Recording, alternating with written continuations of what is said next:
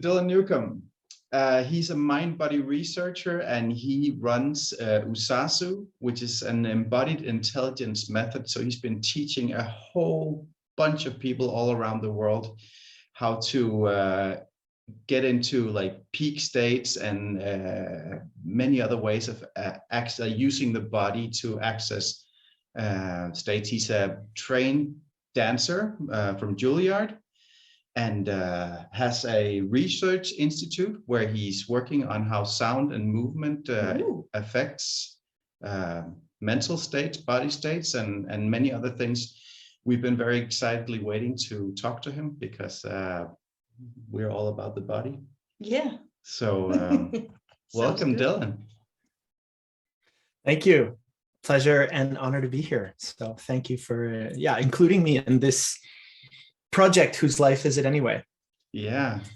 Oh, one thing I'll just say before we move on. I had a research institute. I no longer have it. That was a period of like 3 or 4 years, about 15 years ago. Oh, okay. So it was like a seminal part of my journey was having that laboratory. Okay. But you still, let's say, do a lot of research. I do. Yeah, it's taken different forms now, but it's an ongoing journey for sure. Tell me a little bit about the dancing and the movement and the music. Sure. So I started, my mother was a dancer. I grew up around dance a lot, mostly North America. I grew up in Maine, mostly folk dance from our region, and then increasingly West African dance. So I grew up with folk dances of different cultures. And then I got into ballet and modern and postmodern, and just so I've sort of Buto, I've sort of have a very broad background in different styles of movement. And I was always interested in singing. Since I was little, I was a child performer singing, and then that got into music composition. So then I went to Juilliard, and I ended up doing a double major in music and in dance. So I got to pursue both. Then I got a job in Holland with a dance company called the Netherlands Dance Theater, where I danced, and I started composing for other choreographers so I could continue that dual life. And then for about 10 years after that, I was a freelance choreographer composer in the art world in Holland, where I ended up living for 20 years. And towards the last few years of that, I just got more and more, I'd always been since I was about 18, I was very engaged in Buddhist insight meditation, Vipassana style. And so I just got more and more clear that my deepest curiosity and fascination was where consciousness, sound, and movement met to promote goodness, promote in personal and interpersonal and societal goodness. It felt like more and more, I felt like I was living in an arts bubble where sound and movement was created and put on the stage, and wasn't it all fabulous? But why isn't my life like that? Why isn't my intimate relationship feel like a dance of beauty? Why doesn't my relationship to finances feel like a beautiful dance?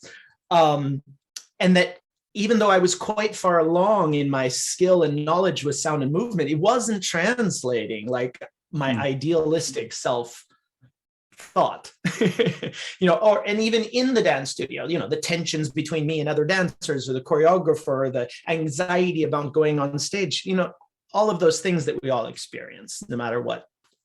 Even if we're an artist and we get to dance, like life is still full of challenges and tensions, right?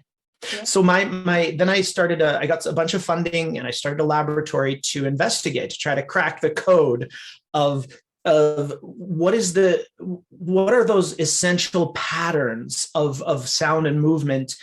What kind of states do they stimulate, and how can those states be carried over more productively into these other aspects of our life outside of, the l'objet d'art, the art object that we put out there and look at.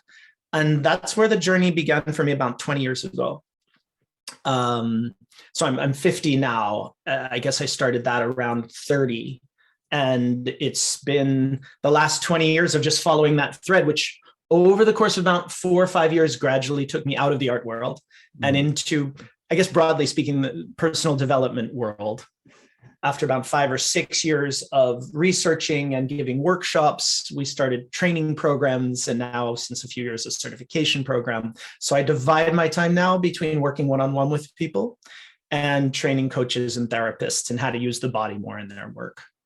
So that's a very quick history of where I come from and where I'm at now with it. That sounds absolutely fascinating, Yeah. and so important. Like, we've worked with the body for many years in training methods, and we studied different styles of martial arts in China, and have been using this to like get into the body and working with other people's bodies. When you say all those things, it gets me to think of like many people now know of like power poses, like standing like Superman or something will elevate your testosterone levels and all these things that can be measured after a very short time. Yes, and Amy Cuddy's research was foundational in that. Yeah. So like so on one hand, we use, the work has evolved to have a repertoire of core postures. Okay. That 9 core postures that we work with as sort of organizing reference points. And then there's often movement in between those postures, sort of like nodes, and then relationships that connect those nodes of postures. Those came as a result of starting with vowel sounds. So my research was I took hundreds of people into the movement studio across different ages and genders and nationalities and languages, and had them make 40 different vowel sounds with their eyes closed and just see how the body wanted to move. So if I say to people like, just close your eyes, you don't necessarily have to do this right now. Close your eyes and go, ah, and then just, start going, and see how do you want to move? Right. And then do that for 5 minutes in the corner, come back and say, how are you? And then I'd ask, how are you feeling right now? And of course I'd be observing the types of movement patterns. And you would see with a sound like, as you can imagine, people, it's an invitation to open, right? It's an invitation to follow that opening. And well, what happens with someone when they're moving and inviting themselves to open, some people love it. They're like, Other people, that starts to get edgy, right? Like, And then when you start to say, oh, well, how is this familiar to me? Is this playing out in my life in any way? Are there moments where life or the situation is inviting me to be more open, free, spontaneous, etc., but I don't feel safe or comfortable? You might not cognize it as, oh, I don't feel safe. It might just feel, oh, that feels awkward, or, oh, I don't like that. Or, and then like to name a contrasting vowel, ooh, as in use or ooze. Ooh, ooh. Do you feel how much more quiet that is? Ooh, ooh. Ooh is the most closed internal. It's closed lips, closed jaw, and it's back in the throat. Ooh, it's the very opposite. Ooh, ah. So if you have people make the ooh sound, it's an invitation to turn inwards, right? And then how does somebody feel with that? Some people will report feeling trapped or constrained. Ooh, this feels closed. This feels, I don't like this. Other people feel, oh, that feels very grounding. Oh, that feels very quieting. That feels connecting. That feels resting.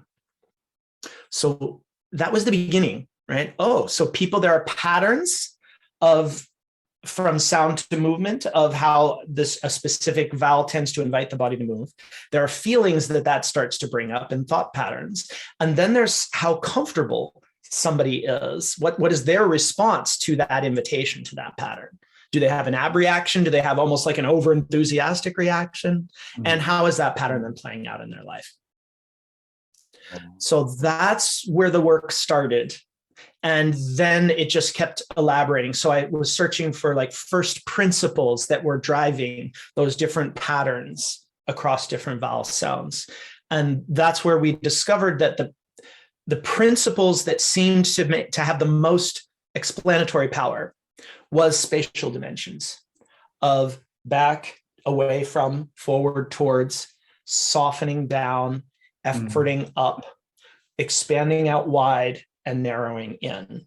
and with which we're literally doing with our mouth, right, to make those different vowel sounds, but also the internal energy seemed to be doing the same thing. Yeah. And the behavior seemed to be doing the same thing. So that we learned over, and this was over the course of 10 years of like just massaging the material and working with it again and again, it got simpler and simpler. And so now what Zazu embodied intelligence is, functionally speaking, is a way of moving the body very consciously in space, as a way of also helping the mind to shift its zones of attention, what it's attending to. So using the mind to shift awareness to focus while moving the body, while then listening for what's the experience. And there's sort of two levels of that. What is naturally happening, which is sort of a window into your conditioning. Oh, I tend to feel uncomfortable when I put my attention out there, or I tend to feel more uncomfortable here, or you get the idea. Yeah. And what is the, over the years, we've also very much learned the opportunities of that. Like, what is the goodness of going out here? What is the goodness of softening down, of going into your strength and your effort, right? What's the opportunity there? And how available are you to take advantage of that? Yeah. And so it gives us this very full spectrum palette of opportunities on one hand, and of patterns, and a sort of a systematic way of looking at our current conditioning. And then when you compare that with no sense of what's absolutely good and what you should be doing, but just then let's look at your life and see where are your tensions. Where would you like to have less friction? Where would you like to have more freedom?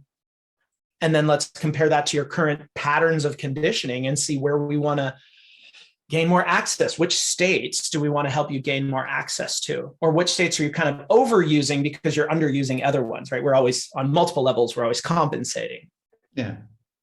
So it just gives us, it gives people a very well-structured, holistic, full spectrum structure to then very pointedly and very ecologically attend to the different state imbalances that they're currently experiencing.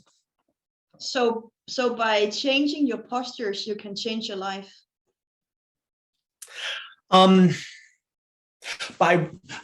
I would say in the context of Uzazu, I wouldn't say no to that. I would say like yes in a way. From an Uzazu embodied intelligence context, by working conscientiously and skillfully moving into certain postures, you can utilize them to deepen your self-awareness and recondition or repattern your conditioning. Because it will change your biochemistry and your emotions, and then you can change how you feel about life, certain areas of your life. Exactly. So say you have a stuck pattern with a person in your life, and you invite that person to, and normally you invite your client to experience what it feels like, and then you start to ask them to maybe hold that thought and like feeling, and then starting to move in a different way than they would. Is that something like that you would do? Yeah. So taking it to the next level here of like, how do we actually work with people with this? Very often we start first with just a conversation. So it might be like 15, 20, even 30 minutes of just conversation. I want to get a good ecological sense of what's going on in their life. Then we narrow it down to a specific pattern. Oh, when I'm in this type of situation, this tends to happen, but I wish it wouldn't, or I wish that would happen instead, right? Whenever my mom calls and she's stressed, I get overly caught up in her emotions and stress, right? There's one that a lot of us know. Not everyone, but so the first thing, once we decide, okay, that's the pattern we want to work with, is to model it, to use these 3 dimensions of space to model that specific, what we'd call imbalanced state of over-attentiveness towards, in this case, mother, right? Mm-hmm. So that would be forward, just to give you a taste of it, that would be forward towards other as opposed to self. I get overly focused outside on her. I start to go down into sensing and really be attuned to her emotions and feelings, as opposed to like telling my mom what to do or making stuff happen. I'm like tuned into her. And then I get overly fixated on her instead of the environment, the other things, maybe how much time we've been on the call already, et cetera, et cetera. So I get like here. And so when I invite somebody to then imagine their mother right there and not just go, yeah, when I think about it, yeah, I remember that stresses me out. If I have them go here and soften down as you focus on her, all in your imagination, yeah, and then go narrow in and really focus on her. Now lean in, and I might even thicken the plot by having them do what we call a sentence completion. So if I said, I need you to finish the sentence for me. Or I'm worried that if you don't, right, I give them little feeders and from that embodied place, invite them to complete the sentence. That's where very often the mind-body connection clicks in that much more specifically to them. So it's not just an abstract movement. Yeah. It's like, oh, when I'm imagining my mother and I say, I need you to be okay. Or, I need you to stay with me, or I need you to keep loving me. Then all of a sudden, whoa, then the emotion kicks in and it becomes really real for them. And then we can start to play. Now we've sort of Velcroed their memories to their current posture. And then once we get that mind, body, and memory Velcro going, then we have leverage. Then we can shift back here. And I say, just, okay, soften a little bit up, a little bit back. So we're still in connection with mom, but not so much from here, right? And now let's try a few balance statements, right? I'm happy. I'm relaxed and comfortable connecting with you. Ooh, that feels weird to say. And we give the body, that mind, that opportunity to grow into that and let that become the new normal. So the body can start to calibrate and organize around that state, making that really conscious. And then we might practice, okay, back and forth, so that they now have that somatic red flag built in that, the next time I start feeling like that, I'm going to notice it. And I can correct my posture, as it were. Yeah. So just like if you're standing like this and it starts to hurt, we intuitively, almost without thinking, correct our posture once we get that little discomfort feedback signal, right? We want to enhance the embody's intelligence by amplifying those feedback signals of which kind of ways we're out of balance. So that the body the body mind more and more naturally corrects and balances its state. That's fantastic. Wow. I mean, I see so many parallels to other works I know, but this seems like it's very, very, since you've been doing so much research, like there's so much, intelligence and knowledge gathered in this instead of just guesswork.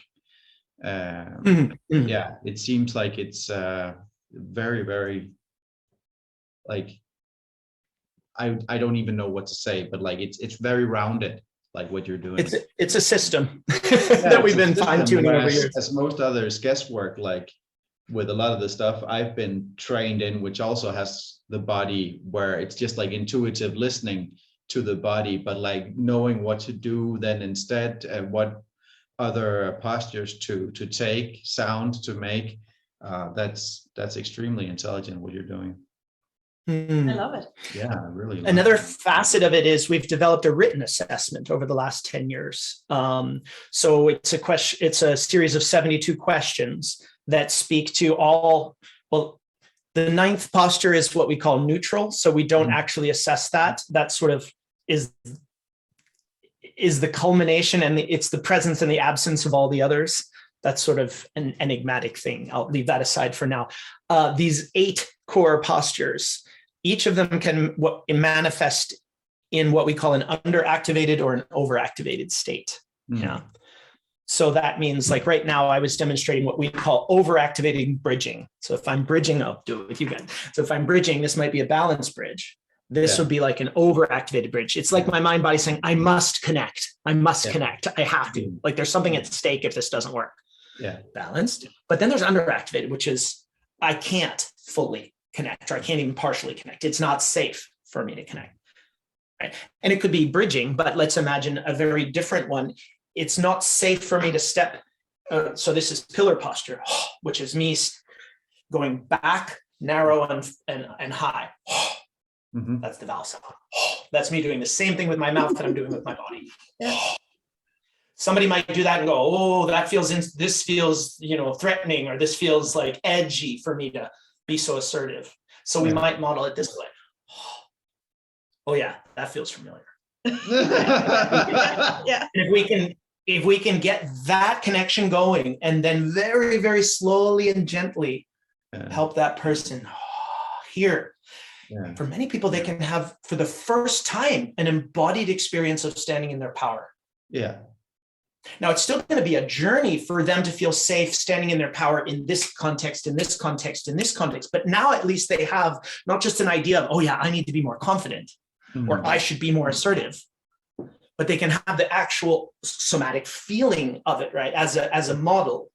Yeah. Yeah. And we work a lot with priming. So we'll say, okay, what's a sort of like an easy first, like lightly challenging situation that you'd like to use this more in?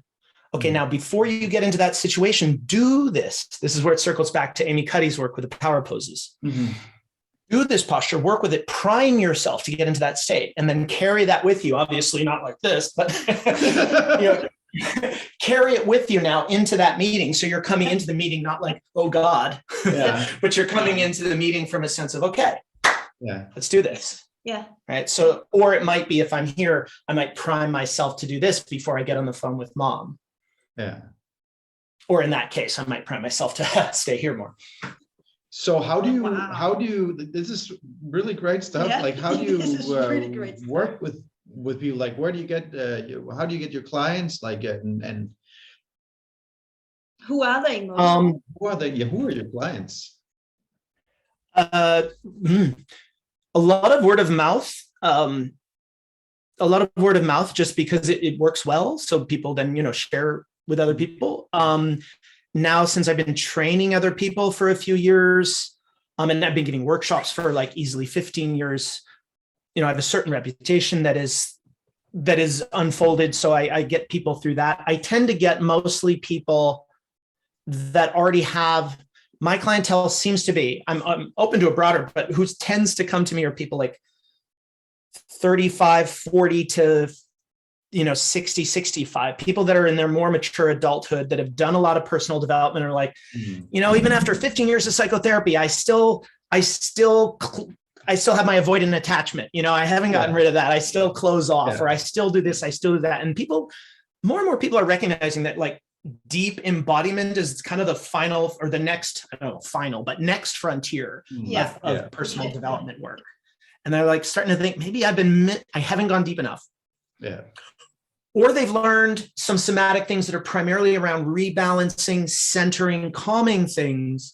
But when it comes time to be proactive in the world, they get dysregulated against. So then they have to like leave that scenario to then do their yin yoga and their meditation and re-regulate. And so it's this constant sort of, that seems like a whole phase of personal development when it's like, as long as I'm not in the moment of interaction, I can now regulate myself well and center myself well, but then I just get disturbed again when I get back. Exactly. And that's where like working with repatterning.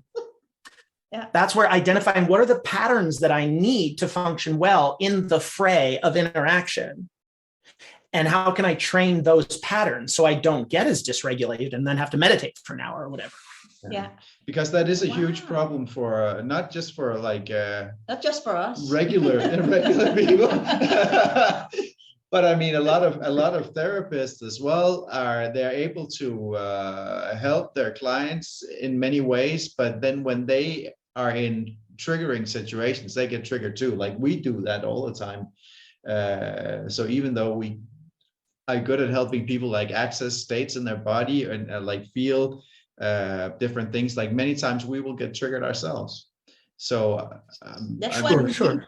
That's why we need people like you. So just like I'm so glad that trauma is becoming more and more acknowledged, more and more attended to. In the last 20 years, the tools that we have to work on trauma is exponentially growing. And that is all so essential and fabulous. And I think in order to support a more and help cultivate a more mind-body integrated engagement in the world, so that we can not just recover from the damage that we do each other while engaging, but that we can actually engage in a way that is more skillful and co-creative.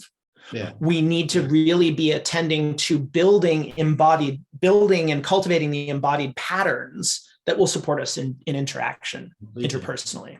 Yeah. So I believe it's a really important, in Uzazu, embodied intelligence is just one modality that's, working on that problem, so to speak, of how can we have more embodied growth of the I call them pattern, ways of engaging, ways of sensory motor processing, really, that will serve us, that equip us for the world we live in. And the world is getting more and more complex. We're exposed to more and more data through social media, through internet. So there's more sensory input coming in. And if we don't have the training to filter and process and respond to that, right? A few things happen. One, we just get overwhelmed and we can't process that in an embodied way. We kind of have to keep it superficial lest we get overwhelmed. Yeah. Right? How do you let all that information, how do you participate in the world being exposed to so much and with so much going on in a way that you feel safe and comfortable and skillful in a more full sensory motor response to the world? I think this is, to my sensibility, this is one of the central challenges of humanity now. Wow. You're absolutely right. I haven't thought about it in that way, and it makes perfectly sense. Sense. Our Doris just coming to say hi.